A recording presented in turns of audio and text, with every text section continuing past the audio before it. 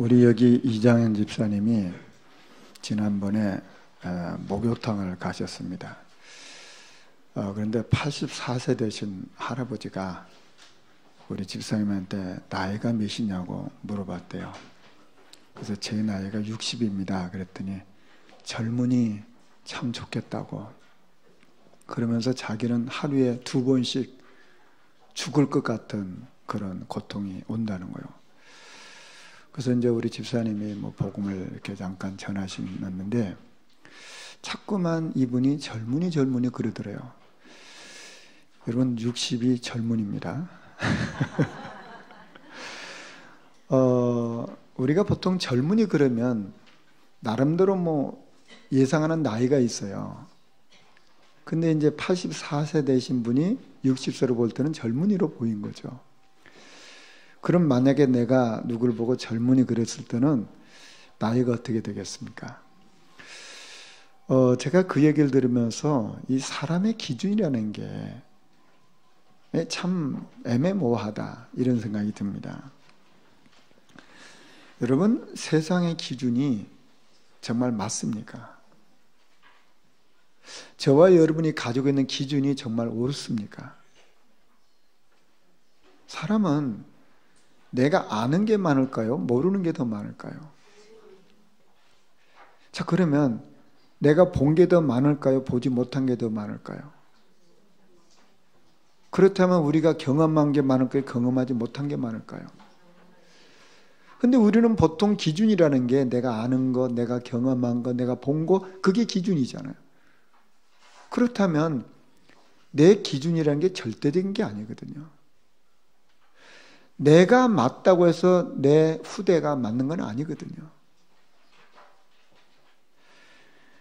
자, 우리는 세상을 볼 때 하나님의 기준을 꼭 가져야 됩니다. 하나님의 기준은 뭘까요? 하나님의 기준은 그리스도입니다. 그리스도 안에 있느냐, 아담 안에 있느냐, 그게 하나님의 기준이요. 사람들은 얼마나 많이 배웠느냐, 얼마나 많이 가졌느냐, 얼마나 인격적이냐, 이렇게 생각하잖아요. 그게 잘못된 건 아니죠. 그러나 하나님은 그런 기준이 아니에요. 그리스도 안에 있느냐, 아니면 아담 안에 있느냐, 그게 하나님의 기준입니다.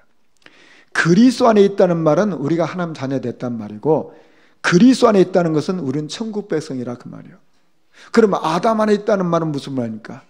죄송하지만 그는 마귀의 자녀고 공중곳의 잠을 끌려다니는 거예요. 결국 무슨 말입니까? 지옥 백성이란 말이에요. 하나님의 기준은 그리스도예요. 저와 여러분이 가지고 있는 세상적인 기준이라는 것은 절대적인 게 아니에요. 시대에 따라서 시간표에 따라 다 달라집니다. 그런데 하나님의 기준은 딱 그리스도. 저와 여러분이 분명히 그리스도 안에 있기 때문에 우리는 하나님의 자녀입니다. 그리스도 안에 있는 자는 누가 뭐래도 천국 백성이요. 이게 하나님의 기준이요. 우리는 사람을 볼 때도 이 하나님의 기준으로 봐야 되는 거예요. 여러분 보시죠. 정말 이 기준을 놓쳐버리면은 인생이 정말 이상해집니다.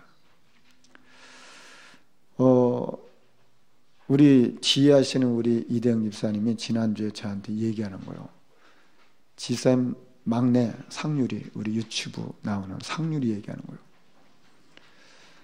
거예요. 지금 이제 식당을 짓고 있잖아요. 식당을 짓고 있는데 그 공사 현장을 갔더니 그 공사는 사장님이 상률이한테 예쁘다고 돈을 10,000원을 줬대요. 그러니까 10,000원을 받아가지고 아빠한테, 아빠 이거 헌금하세요, 그런 거예요. 헌금하세요. 그러니까 이제 아빠가 얘기한 거예요. 이놈이 10,000원이 뭔지를 잘 모르니까, 야, 이 10,000원 큰 돈이야. 이게 1,000원짜리 10개야. 이게 10,000원이면 너 사탕도 사먹고 갖다 써서 말 할 수 있어. 그래서 헌금하겠다는 거예요. 이놈이 돈을 전혀 모르는 줄 알았더니 안다는 거죠. 이게 이제 1,000원짜리인지 10,000원짜리 구분을 못하는 것 같아서 10,000원짜리는 1,000원짜리 10개고 10,000원이면 과자도 얼만큼 사 먹을 수 있고 이렇게 얘기해도 그도 헌금하겠다는 거예요, 얘가. 그게 이제 믿음이 있다는 거잖아요. 그런데 지난주에 얘가 이제 부활절 헌금을 한 겁니다. 상률이 이름으로.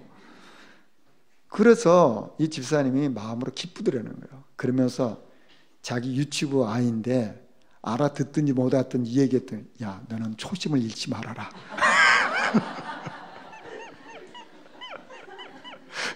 그랬다는 거예요. 뭐 이게 알겠어요? 그러나 자기 마음이죠. 초심을 잃지 말아라. 내가 교회를 이렇게 오래 다니다 보니까 초심이 흔들려 가지고 자꾸만 이렇게 그래졌다는 거예요. 그래서 자기한테 하는 말인 것처럼 상률이한테 그 얘기했다고 하더라고요. 저는 집사님이 그 말을 들으면서, 그래, 에베소 2장 5절에 보면 하나님이 예배석 교회에서 말했어요. 네가 어디서 떨어졌는지 생각하고 회개하여 처음 행위를 가지라. 초심을 회복하라, 그 말이잖아요. 만일 그리하지 아니하고 회개하지 아니하면 내가 네게 가서 네 촛대를 그 자리에서 옮기겠다 했어요. 네가 만약에 처음 행위, 이 초심을 잃어버리고 계속 이렇게 살아간다면 촛대 옮기겠다, 그 말이잖아요. 저와 여러분의 초심은 뭐여야 되겠습니까? 사무엘상 2장 2절에 보면 한나가 여호와로 말미암아 즐거워하고 주의 구원으로 말미암아 기뻐했다고 했어요. 이게 우리 초심이 돼야 되잖아요. 내가 어디에서 즐거움을 찾을 거냐? 여호와로 말미암아. 내가 어디서 기쁨을 찾을 거냐? 내가 구원받았구나. 여기서 기쁨을 찾는, 그게 초심이에요.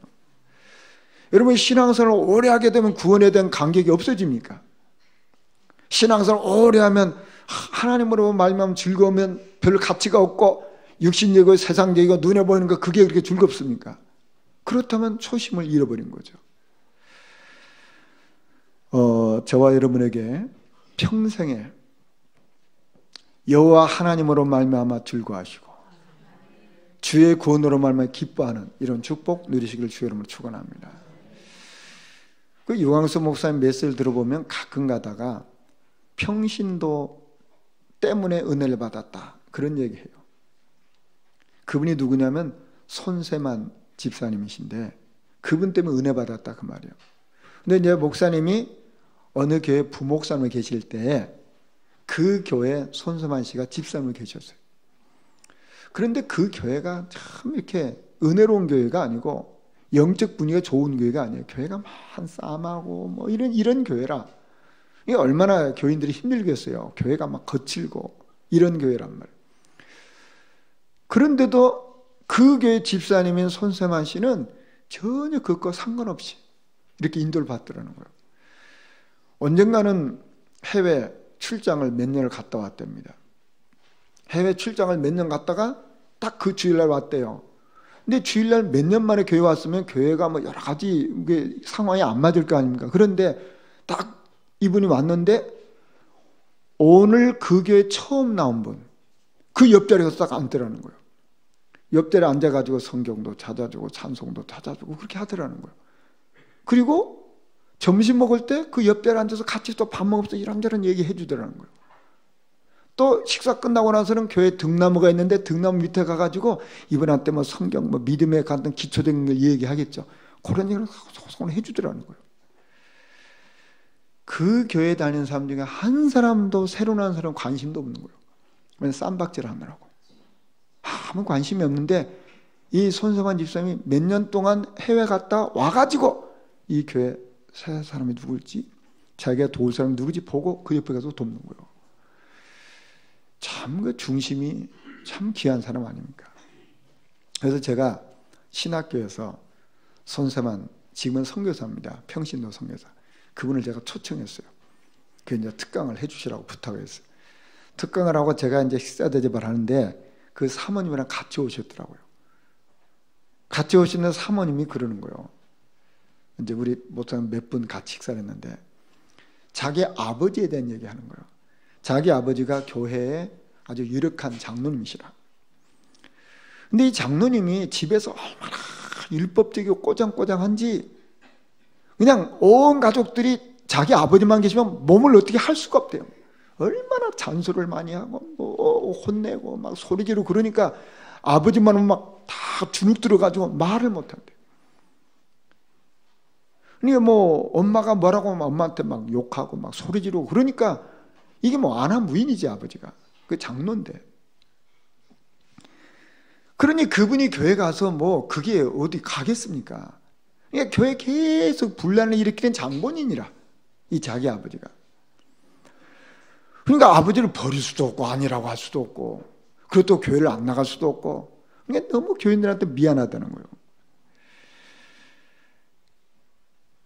그런데 어느 날 아버지가 이제 연세가 드셨고 돌아가셨대요. 우리한테 그러더라고요. 솔직히 아버지 돌아가셔도 안 슬펐대요. 이제 그만큼 가족들의 상처를 받은 거라. 아버지 때문에.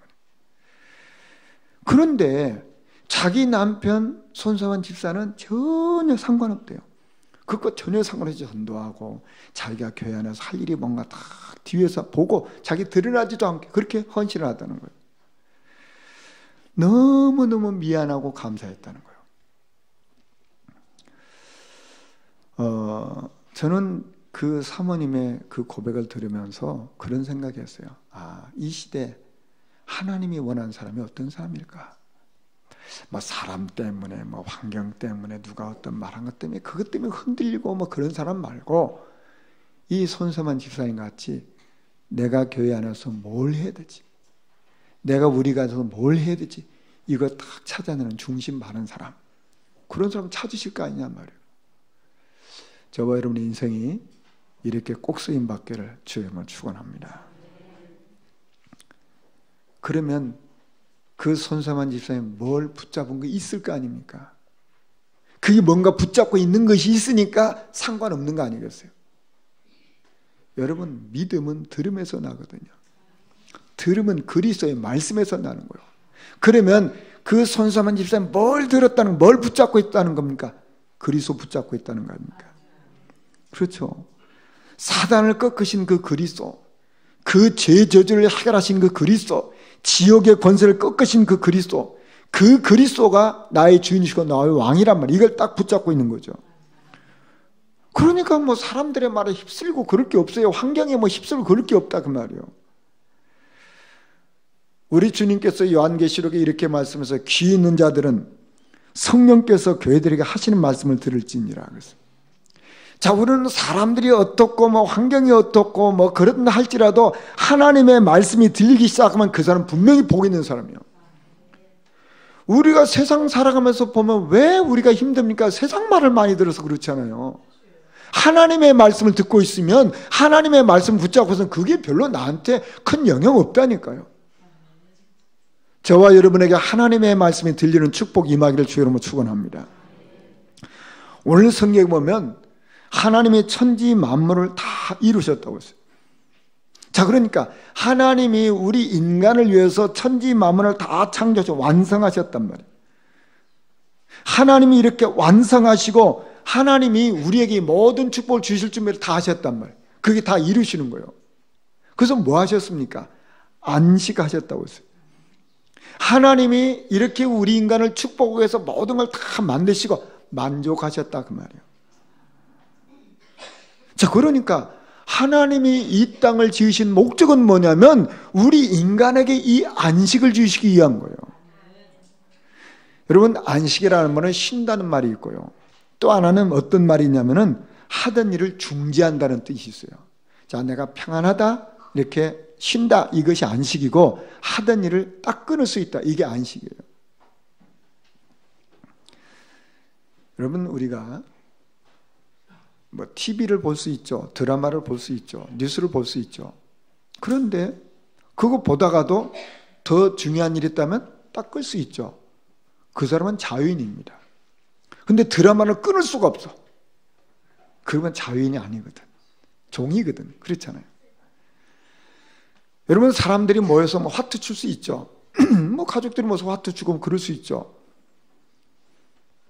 자, 그런데 화투를 안 치면 안 되는 사람, 이거 종이거든. 화투 치다가도 어유 이제 그만해야 되겠다. 더 중요한 일을 해야지. 딱 치우는 사람, 그 사람은 괜찮아요. 그 자유인이라. 네, 화투 치다가 안 치면 이게 안 되는 사람, 이건 종입니다. 사람이 이게 나쁜 일이야. 이거 잘못된 일이야 생각이 되어지면 그 일을 딱 끊을 수 있는 사람은 그 사람은 나쁜 사람 아닙니다. 그렇죠? 근데 이거 나쁜 일이야 이렇게 하면 안 돼. 그런데도 계속 하는 사람이 있어요. 그건 종입니다. 무슨 말인지 아십니까? 안식이 없다 그 말이에요. 그게 안식이 없는 거예요. 우리는 세상에서 살잖아요. 세상 일을 하다가 그 일을 딱 내려놓고 하나님 앞에 예배할 수 있다면 그 사람은 신앙이에요. 그렇죠? 근데 내가 하던 일을 중단할 수가 없어. 그러면 그게 자연이 아니고 종이라니까요. 저와 여러분이 오늘 예배를 한다는 게 뭡니까? 그게 지금 안식을 누리는 거거든요. 내가 하던 일을 다 제껴놓고 내려놓고 하나님 앞에 예배하는 게 축복이구나. 이게 우선순위가 된 사람은 안식을 누릴 수 있는 사람이에요. 저와 여러분이 참된 안식을 누리기를 주 여러분 축원합니다. 내가 하던 일을 딱 멈추고 하나님 앞에 설 수 있는 거, 이 사람이 안식할 수 있는 사람이에요. 그 안에서 참심을 얻어야 돼요. 우리 인간은 그렇게 하나님 만드셨어요. 자, 그래서 하나님은 나를 복되게 하셨는데 하나님의 목적은 뭐냐면 복 주시는 거예요. 하나님은 이 땅을 창조하시고 우리 인간에게 복을 주셨어요. 이 땅을 정복하고 지배하고 다스린 복을 우리 인간에게만 주셨다 그 말이에요. 우리가 하나님 복 주세요 그게 아니고 하나님 처음부터 우리를 복 주셨다니까. 하나님 원래 인간에게 하나님의 형상대로 영적 존재로 우리 인간을 창조하셨잖아요. 왜 그렇게 영적 존재로 창조하셨습니까? 하나님 지으신 모든 것을 정복 지배하고 다스리는 축복을 주셨어요. 하나님의 만드신 모든 걸 누리는 축복을 우리 인간에게만 주셨다 그 말이에요. 이게 하나님의 목적이요. 그래서 하나님의 자녀가 하나님의 축복을 받는 건 당연한 거지 하나님 복 주세요 그래서 복을 받는 게 아니라니까요. 하나님 우리에게 복을 주시는 거예요. 여러분 보시죠. 부모가 자식에게 자꾸 축복하지 이놈의 새끼 망해라 죽어라 그렇게 합니까? 부모의 마음이 뭡니까? 내 자녀를 복 주시는 거잖아요. 축복하는 거잖아요. 당연하잖아요. 그게 부모가 당연한 거지 무슨 뭐 특별한 부모입니까? 아니거든요. 하나님은 구원받은 하나님 자녀에게 복 주시길 원하시는 거예요. 그건 당연한 것을 받아 누려야 되는 거예요. 그리고 하나님은 그 나를 거룩하게 하셨다고 했어요. 거룩하다는 말은 떼어놓았다, 구별했다는 말이거든요. 여러분 보시죠. 똑같은 책인데 성경 그래요. 구별된 책이란 말이에요. 똑같은 건물인데 하나님 앞에 드려진 건물을 성전이라고 말합니다. 똑같은 사람인데 구별된 사람을 성도라고 그래요. 왜 그렇습니까? 하나님은 저와 여러분을 지명하여 불러요. 너는 내 것이라 그랬어요. 저와 여러분은 하나님의 것이란 말이에요. 그래서 구별된 거예요.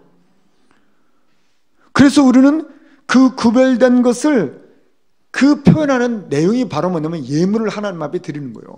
아, 내 인생이 구별됐구나. 이렇게 드려지는 거예요. 우리가 노력하고 애쓰는 거 소중하지만 하나님이 우리를 구별하신 거예요. 그 축복을 우리가 누리는 거 아닙니까? 저는 오늘 찬송가 419장을 불렀어요. 이번 한 주간 동안 저 여러분의 찬양이 되기를 바랍니다. 그 후렴에 보면 주 날개 및 평안하다 그랬어요. 그 사랑 끊을 자 누구냐고 그랬어요. 여러분 보시죠. 하나님은 우리에게 참된 안식을 주시는 분이에요. 저와 여러분은 언제 참 평안하냐? 주 날개 및 평안하다고 했어요. 참소 그렇게 말하잖아요. 주 날개 아래 있을 때 우리에겐 참 평안이 있어요. 이 평안을 누구도 뺏어갈 수 없다 그 말이에요. 근데 세상을 보십시오. 성경에 보면 사울이 왕입니다. 왕인 사울이 시달려요. 성경은 뭐라고 말했냐면은 악기 들려갖고 시달린다고 했어요. 그게 막 행서수설하는 거예요. 자기도 어떻게 할 수 없잖아요. 여러분 왕인들 악기에게 사로잡히니까 할 수가 없는 거예요. 얼마나 고통스럽겠어요. 그러니까 부하들이 아무래도 안 되겠습니다. 찬양을 해야 됩니다. 찬양하는 사람 부릅시다. 그래서 어린 다윗을 불렀잖아요. 어린 다윗이 사울왕 앞에서 찬양할 때 악신이 떠나가잖아요. 이게 하나님 역사란 말이에요. 이게. 그러면 지금도 이 시대에 귀신 들려가지고 악기 들려갖고 시달리는 사람 많다 그 말이에요. 여러분 사람이 몸이 병들면요 잠을 잘 못 잡니다. 저는 제 형님이 오랫동안 병상에 있었기 때문에 이걸 많이 봤잖아요. 제가 형님 병상 옆에서 늘 간호를 하는데 저는 막 얼마나 밤이 되면 졸리는지 이 눈꺼풀이 얼마나 무거운지 모르겠어요. 그래가지고 막 형 이렇게 돌보다 막 꼬뻑꼬뻑 졸아요. 막. 그럼 형이 야 길건아 자라. 형이 안 자고 있으니까 미안하잖아요. 그도 자라. 그러니까 미안해서 어떻게 할 수 있냐 하고 쪼그리고 자는데 얼마나 잠이 깊이 드는지. 아침에 일어나면요 우리 형은 한숨도 못 자고 잠을 꼬박 새는 거예요. 밤을 꼬박 새는 거예요. 그래서 내가 일어나면 잘 잤니? 그러는 거예요. 형은 한숨도 못 잤다. 얼마나 미안한지. 이게 내가 무슨 돼지인가? 이런 생각이 드는 거예요. 형이 지금 아파서 한숨도 못 자는데 나는 굴고 자는 게 돼지같이 옆에서 앉아가지고. 근데 뭐 어떻게 합니까? 여러분 환자가 잠을 좀 깊이 자면요 빨리 풀어지잖아요. 근데 밤새는 그냥 몸이 고통스러우니까 잠을 못 자는 거예요 이게. 침대가 없어서가 아니고요. 몸이 아프니까 몸이 불편하니까 잠을 못 자더라고요. 저는 그걸 수없이 제가 봤어요. 수없이.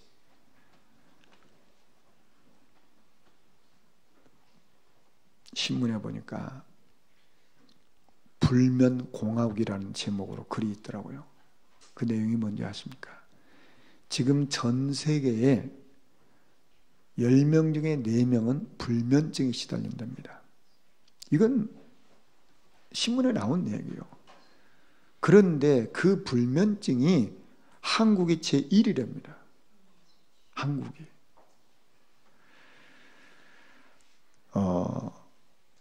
참 우리에게 뭐가 필요할까요?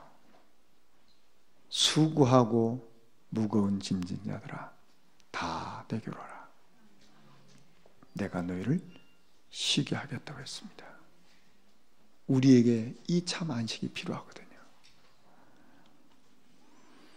요한복음 14장 27절에 평안을 너희에게 끼치노니 곧 나의 평안을 너희에게 주노라.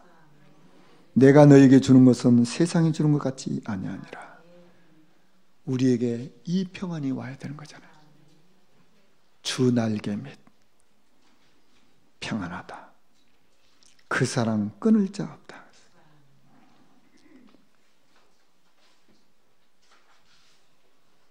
그리스도 안에 있는 자는 결코 정죄함이 없습니다. 우리에게 생명 주신 그 그리스도는 영원히 우리와 함께 하시고 우리를 과처럼 버려주지 않고 한순간도 나를 놓치지 않고 저와 여러분과 함께 하십니다. 시편 23편 4절에 보면 다윗이 이렇게 고백했어요. 내가 사망의 음침한 골짜기로 다닐지라도 해를 두려워하지 않을 것은 주께서 나와 함께 하십니다. 주의 지팡이와 막대기가 나를 안위하시나이다 그랬어요. 이때가 언제인지 아십니까?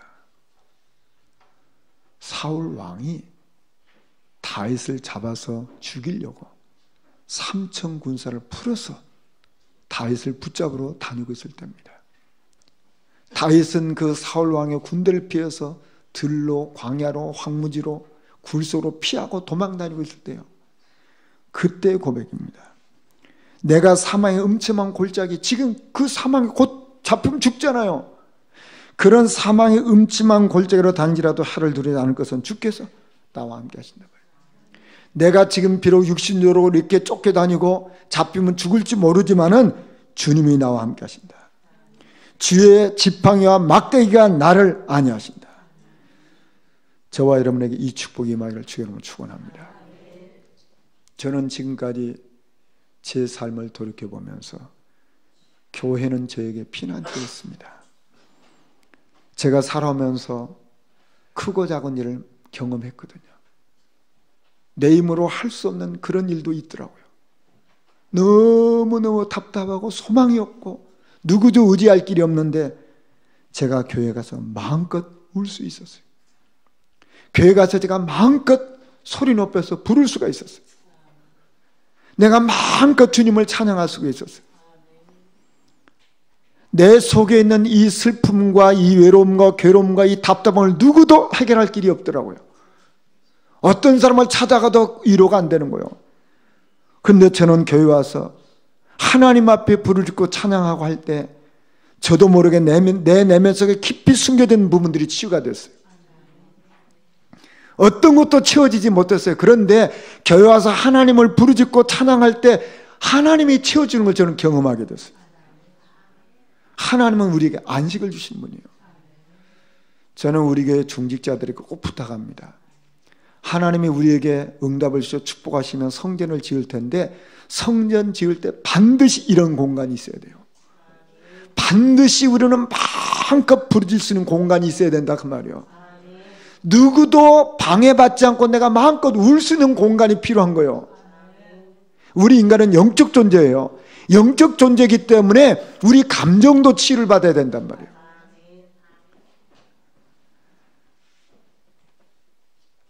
구원받은 하나님의 성도가 하나님 앞에 가장 중요한 시간이 예배예요. 물론 우리가 같이 예배를 드리지만은 이 예배가 필요하지만 나 혼자 은밀하게 하나님을 바라보는 하나님과 나 사이에 이게 있어야 된다 그 말이에요.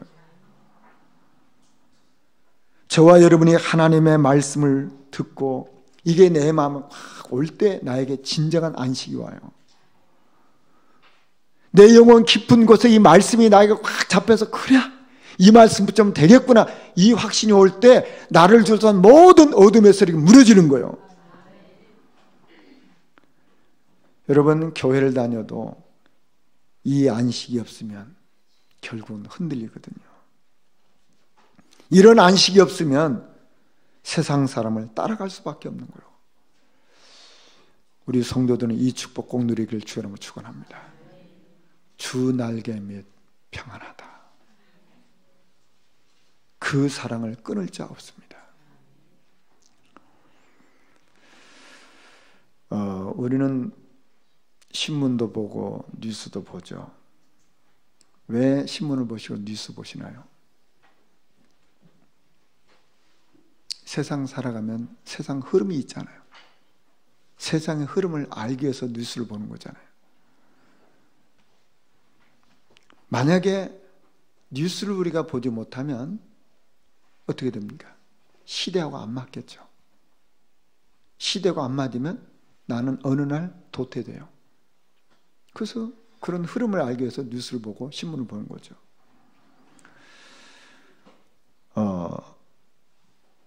우리 한국 사람이 전 세계에서 최고 영리하답니다. 근데 유대인들이 굉장히 영리하다고 생각하잖아요. 근데 유대인은 10위. 한국이 최고 영리하대요. 근데 유대인들이 10인데 왜 유대인들은 대단할까요? 어떤 학자가 이걸 분석해 놨어요. 유대인들은 할아버지나 아버지나 아들이나 음식이 똑같대요. 음식 문화가 똑같답니다. 근데 한국은 음식 문화가 달라. 할아버지 좋아하는 거, 자기 좋아하는 거, 자식 좋아하는 거 다르대요. 그래서 엄마가 음식 준비할 때 어른 모시고 있으면 어른 음식 따로 준비하고 애 있으면 애 음식 따로 준비하고 그런대요. 음식이 다르대요. 그래서 세대차가 많다는 거예요. 부모와 자녀 갈등이 많다는 거예요. 음식이 달라서. 근데 그분은 그렇게 설명해 놨어요. 그런데 유대인들은 2000년 동안 나라를 잃고 살았는데도 그들의 흐름이 쭉 있었다는 거예요. 나라 잃고 살아도 그렇게 됐다. 왜냐? 음식이 같다는 거예요. 저는 그렇구나. 이게 일리가 있구나. 그럼 영적인 것도 어떻겠습니까? 영적인 분명히 흐름이 있겠죠. 왜 그렇게 유대인들이 그렇게 똑똑하고 바레스는 그렇게 똑똑한데 왜 망했을까요? 그 흐름도 있고 그렇게 이게 확실하고 그 뭐 구제 잘하고 뭐 경건하고 율법 잘 지키는데 왜 망했을까요? 복음의 흐름을 막아서 그래요.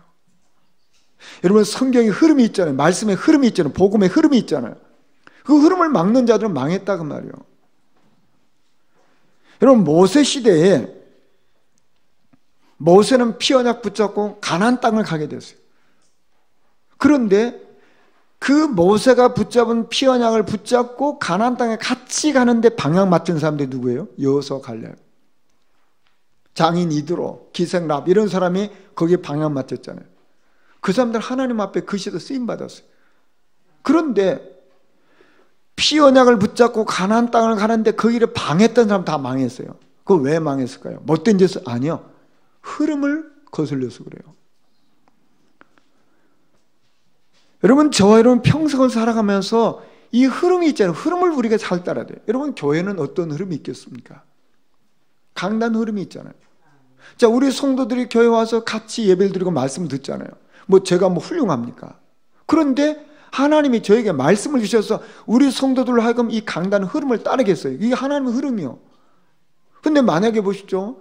예배가 안 되어지고 말씀이 안 들리면 어떻게 됩니까? 흐름하고 안 맞는 거예요. 흐름하고 안 맞으면 어떻게 됩니까?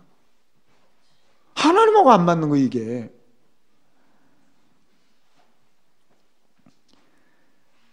저와 여러분의 인생을 살아가면서 내가 하나님이 원하시는 흐름 속에 있는지 이거 우리 점검해야 되거든요.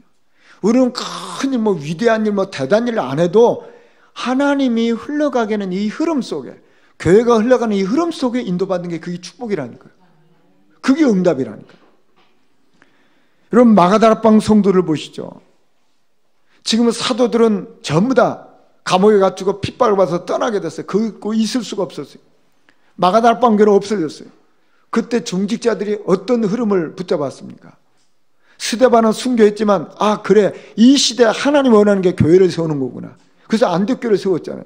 그들이 왜 축복을 받았습니까? 그 하나님의 흐름을 알았단 말이에요.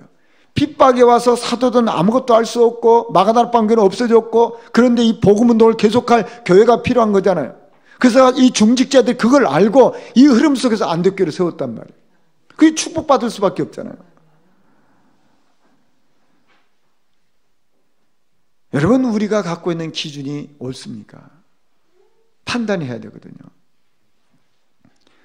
교회가 목회자에게 힘을 주고 성도들이 서로 간에 힘을 주고, 그게 흐름이요. 그 흐름 속에 있는 것이 축복이란 말이에요. 그럼 우리는 큰일 안 해도 하나님 원하는 자리에서 하나님 원하는 일을 생각하면 그게 가장 축복이란 말이에요. 그 영적 흐름을 타는 거예요. 그럼 영적 흐름을 타면 어떻게 됩니까? 우리 우선순위가 선명해지는 거예요.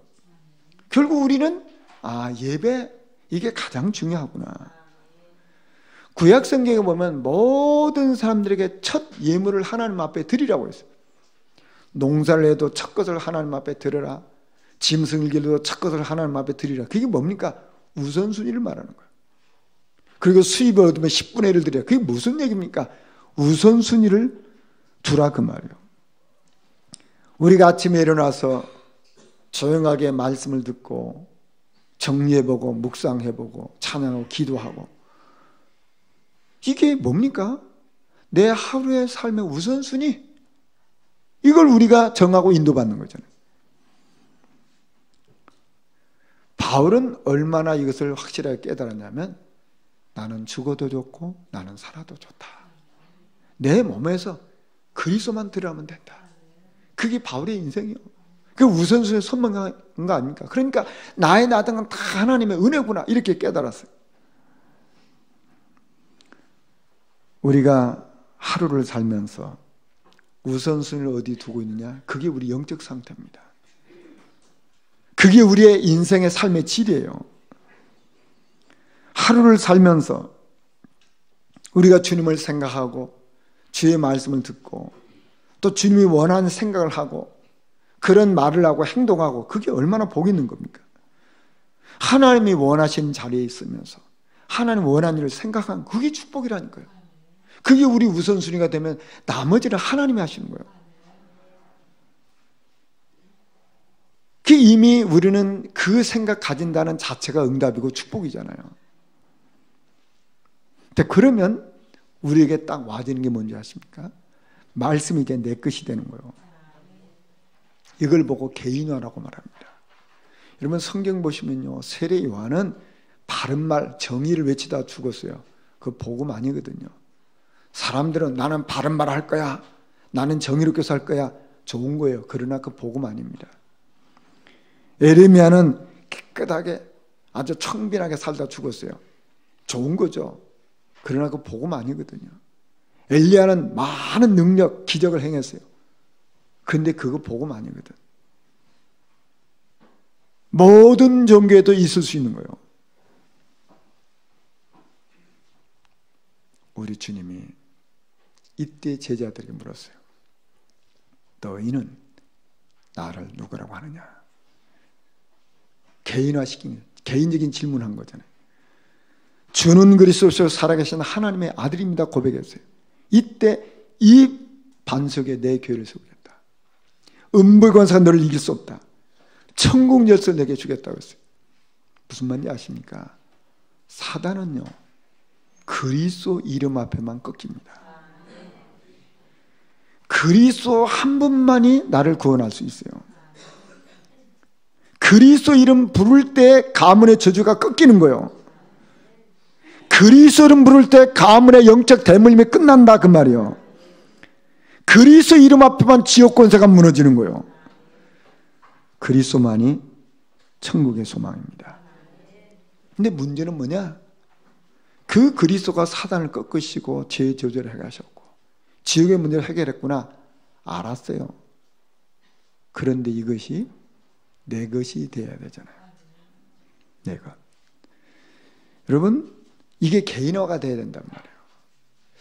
구약성에 가장 신앙생활을 잘했던 사람이 다윗 아닙니까? 여러분, 다윗이 진 시편이 73편입니다. 시편을 보시면 다윗은 항상 똑같은 얘기합니다. 여호와는 나의 목자시니겠어요. 나의 목자. 시편 62편 2절에 보면 오직 그만이 나의 반석이시요 나의 구원이시요 나의 요새시요 내가 크게 흔들리지 아니하로다. 무슨 말일까? 나의 반석이고 나의 구원이고 나의 요새라 그 말이에요.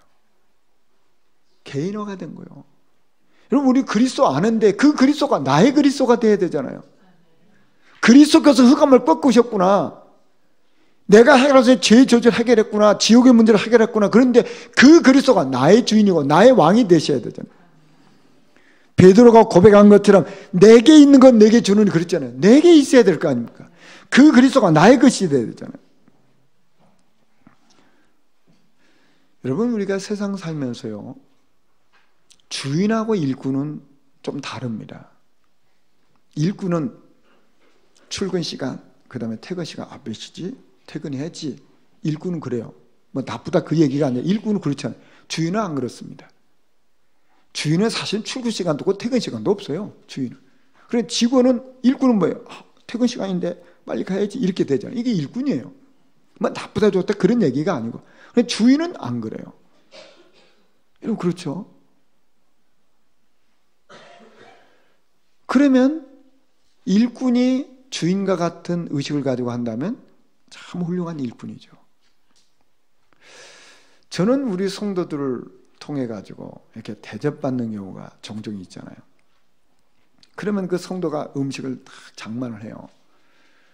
근데 보니까 그 이제 좋다고 하는, 맛있다고 하는 걸 목사님 드세요 이렇게 자꾸만 이렇게 하잖아요.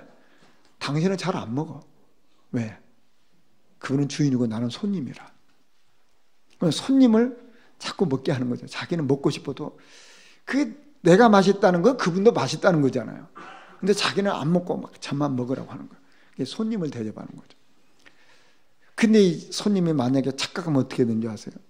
왜 그 음식이 이렇게 맛이 없냐고 하고 그러죠. 그 손님이 그래요. 주인은 안 그렇습니다. 주인은요, 어떻게 하면 손님을 더 잘해줄까 이렇게 하는 거예요. 근데 손님은 뭐 안 해준다면 불평을 그러는 거예요. 주인은 자기가 자기 건데 자기가 먹고 싶은 것도 안 먹으면서 손님을 주는 거예요. 그게 주인입니다. 주인의 마음은 그래요. 손님은 아무 책임이 없어요. 주인만 책임집니다. 여러분, 우리 신앙생활이 어떻게 해야 됩니까?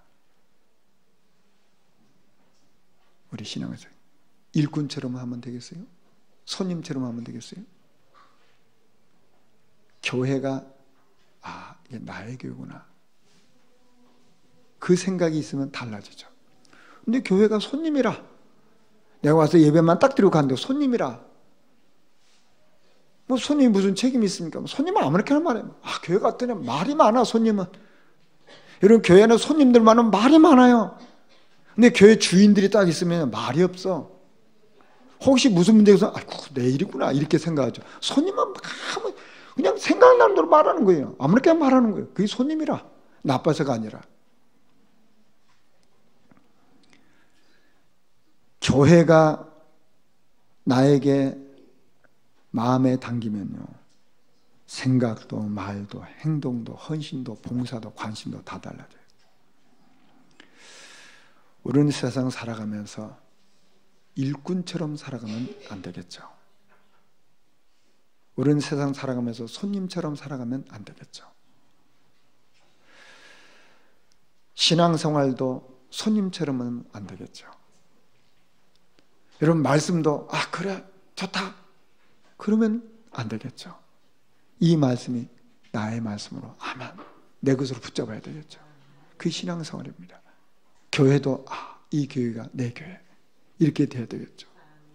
우리 가정도 이 가정이 참 나의 가정이에요. 그러면 헌신하는 거죠.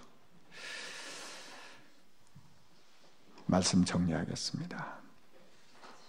저와 여러분에게 초심, 여호와로 말미암아 즐거워하고 주의 구원으로 기뻐하는 이 축복 누리길 바랍니다.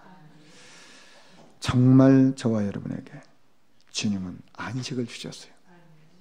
그래서 주날개 밑에 거하는 참 평안 누리고 우선순위 선명하여서 정말 개인화시키는 말씀이 내 것이 되어지고 나의 교회가 되어지고 나의 헌신이 되어지기를 주의 이름으로 축원합니다. 우리 말씀 생각하시면서 1분 기도하시겠습니다.